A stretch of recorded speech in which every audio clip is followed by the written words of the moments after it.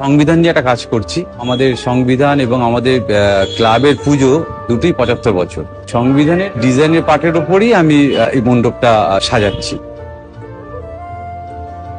সংবিধান আমরা নামটা শুনেছি, বইটাও দেখি, কিন্তু বইয়ের ভেতরে নন্দলাল বসু শিল্পী, ওনার প্রচুর আঁকা ছবি আছে তার ভেতরে কিছু ডিজাইন আছে।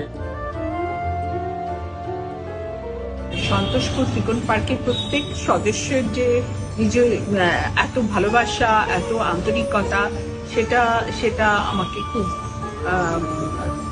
ভীষণভাবে আমাকে টাচ করেছে।